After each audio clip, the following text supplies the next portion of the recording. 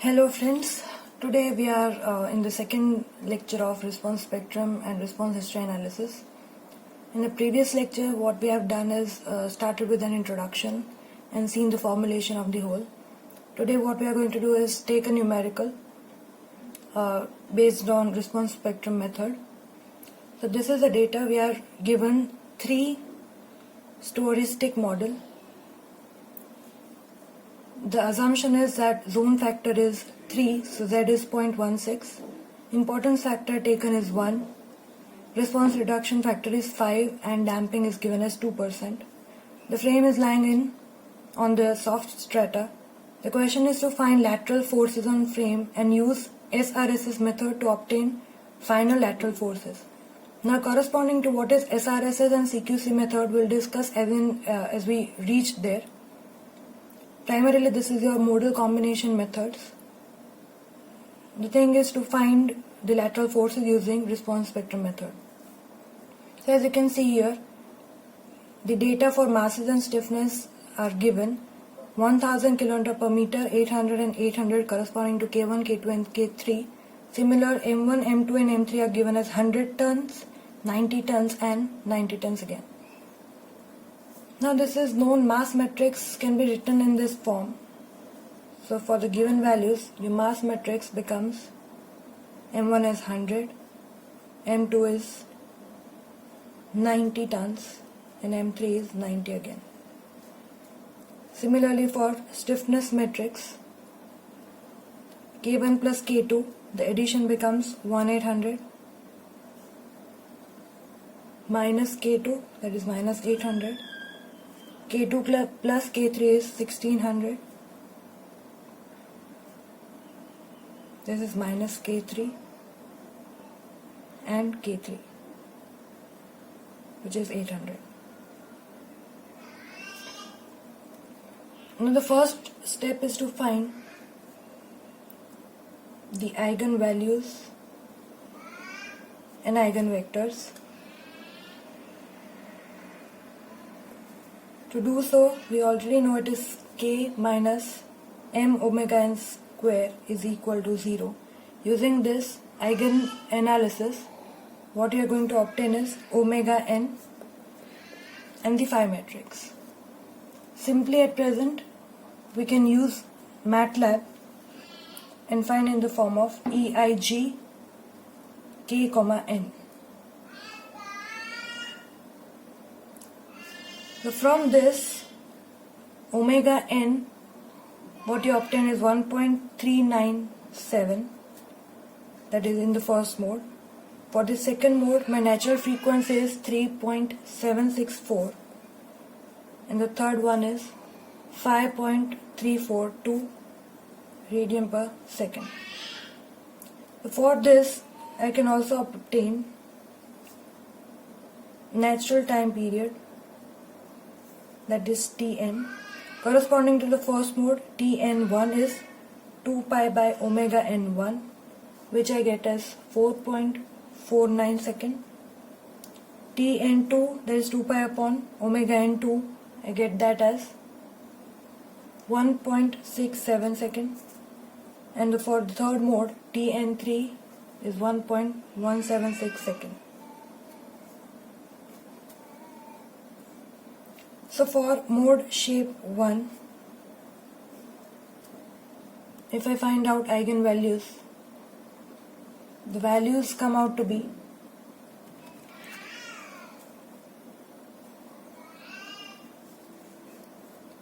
1, 2 and 2.5. For mode 2, that is corresponding to omega n2 is 3.764. My phi vector comes out as 1 minus 0.458 minus 0.79, and for mode 3 my phi vector comes out as 1 minus 1.316 and 0.579. So as you can see, all three values are positive here.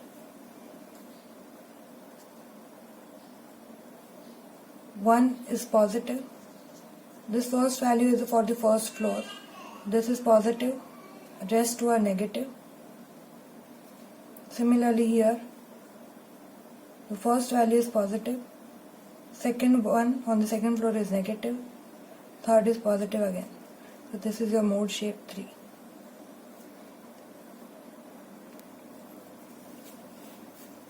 So next, using clause 7.7.5.4 of IS 1893-2016 part 1 under the title of Simplified Method of Dynamic Analysis of Building. This is a subtopic of the clause 7.7.5, which is termed as response vector method.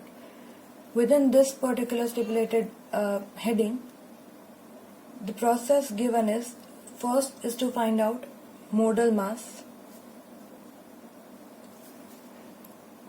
Next is to find out mode participation factor.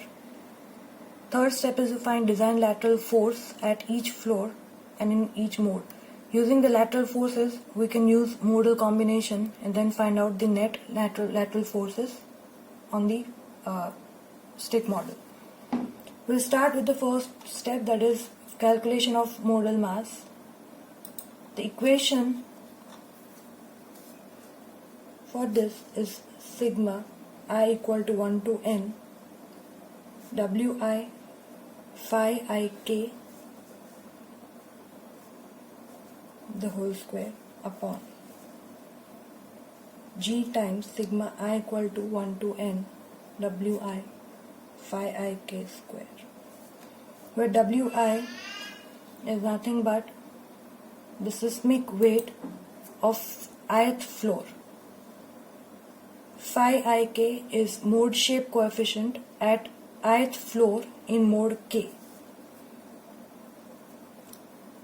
So if I convert this seismic weight into mass, because we are having masses, this term becomes mass into gravitational acceleration g. So instead of this, I can also mention m into g, so this becomes square, it comes out. So I can simply write mi phi ik the whole square into g square upon phi I equal to 1 to n. Again, instead of w I will write mig, so this becomes g square again.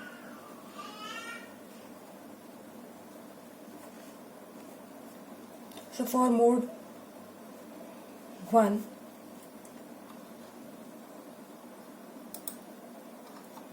the value that I will get is m1 as mi into phi ik, summation of these and squaring of the whole term.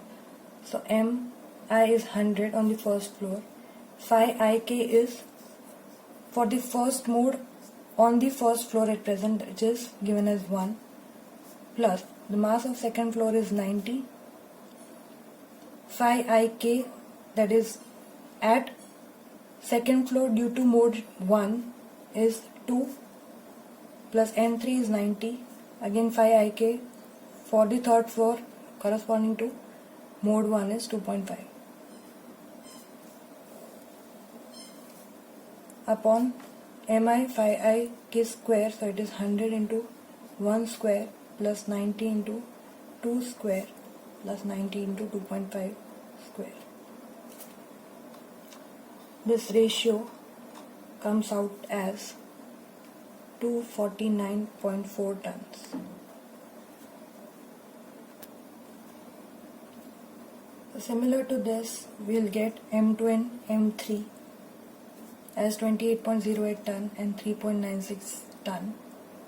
The total seismic mass is summation of all three, we get as 281.46. The percentage of mass for the first mode is 249.4 divided by total mass into 100. So for mode 1 is contributing 88.62% of mass.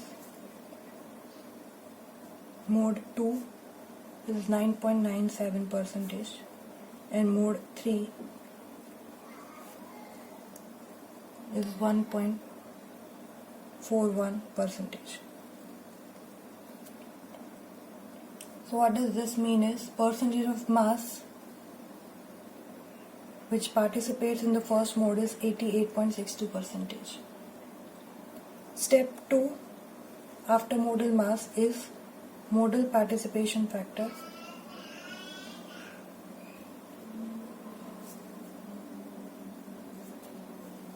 The equation given is Pk, which is equal to sigma I equal to 1 to n Wi phi I k upon sigma I equal to 1 to n Wi phi I k square. Again, instead of Wi, I can replace this with mass instead of seismic weight. So this is same as Mi phi I k upon phi I k whole square. So for mode shape 1,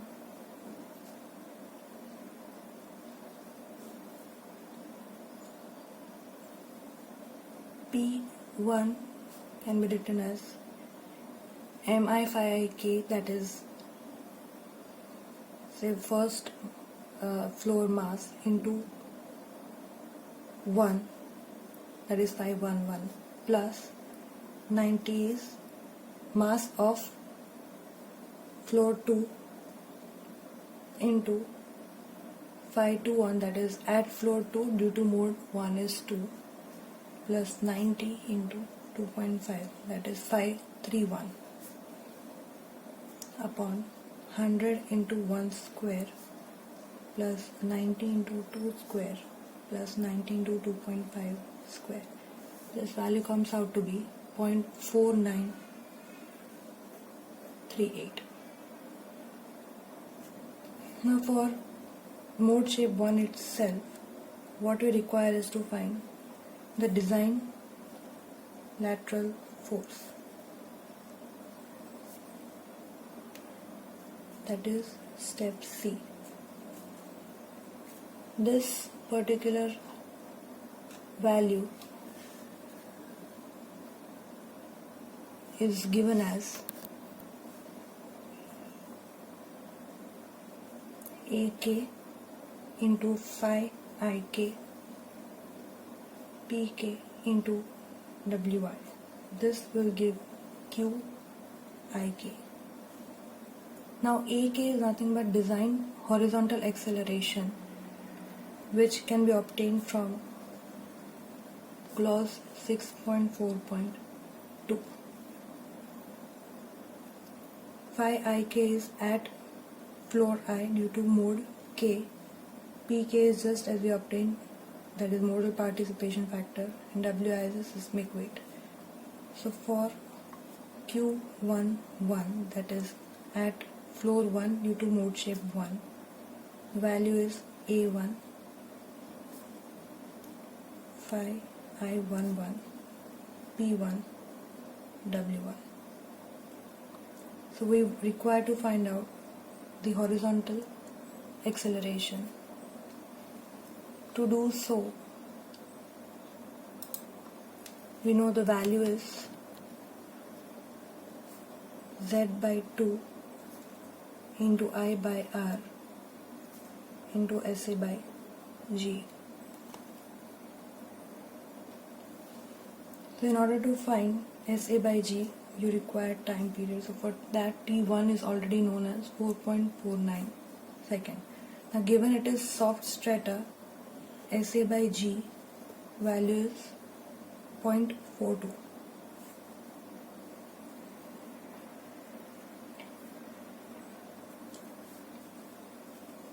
So value of A1, keeping the values as 0.16 by 2, 1 by 5 into 0.42 comes out to be around 0.00935.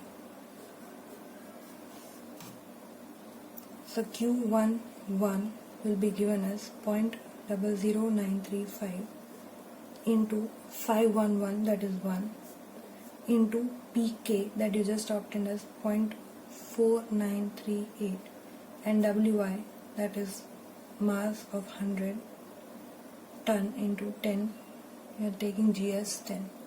This value give is in kilonewton. Solving this, what you will obtain is 4.617 kilonewton. Similarly, Q1, 2,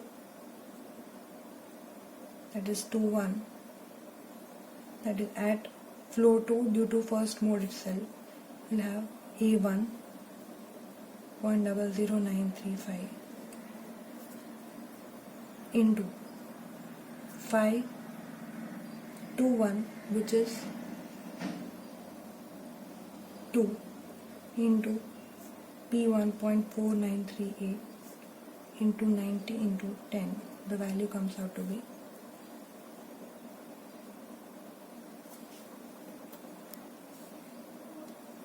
8.31 kilonewton. Similarly, Q at floor 3 due to mode shape 1, 5 becomes 2.5. Mass is again 90. The value comes out to be is 10.38 kilonewton. The whole procedure can be repeated for mode 2 and mode 3. So just as we followed the process for first mode, second mode P2 is 0.4005, time period T2 1.67, A2 0.224. So corresponding to those values, the lateral force values comes out to be 8.97 kilonewton, 3.69 and minus 6.37 kilonewton. Similarly for mode 3 as well. Now as you can notice, for first mode shape, all three values of lateral forces are positive. So again it indicates, or it is an indicative for the shape of the first mode. But all three values are of the same sign. Similarly for mode 2, two consecutive values are of the same sign and the third one is different. While in mode 3, at every alternate the sign changes. So these are the lateral forces. Now what we require is to combine these forces according to its mode shape. To do so, you have two methods called CQC method and SRSS method.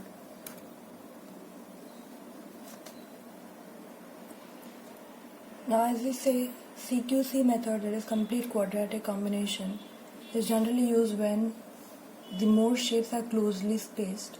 If they are not, we can easily use square root of sum of square method. Square root of sum of squares method is used when the mode shapes are not closely spaced. This is given in clause 7.7.5.3 of IS 1893-2016. If you are to draw the obtained values of lateral forces for mode 1, at the top story the value is 10.38 kilonewton. The second story it is 8.31 kilonewton, and for the first story it is 4.61 kilonewton. Similarly, for the second mode, the top story value of lateral force is minus 6.57 in the opposite direction. These two values are 3.69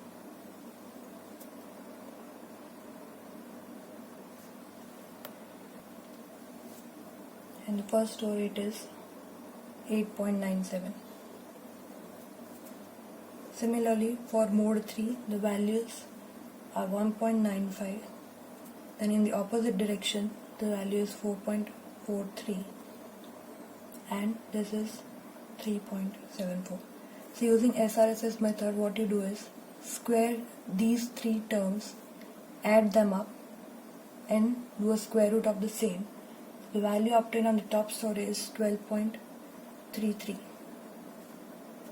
Again that is 10.38 square plus minus 6.57 square plus 1.95 square. This term is 12.33. Similarly, next term is 10.11 and the third value is 10.75. Now last thing is to obtain the story shears. These are the lateral forces. From this, if you want to obtain the story shear, you start with the value given at the top, that is 10.38. On the second story, it is addition of these two, that comes out to be 18.69. And on the first story, addition of 10.38 plus 8.31 plus 4.61, which comes out to be 23.3. Similarly, for the other, on the left side it is 6.57, add 3.69, so it is still in the negative side as 2.68, add 8.97, it comes out to be positive 6.29. And similarly for the third one, 1.95 towards right, you add 4.43 in the left hand side, so you get, what you get is 2.48 in the negative side, add 3.74, you will get 1.26. These are your story shears. The base values that you got is your base shear. Thank you.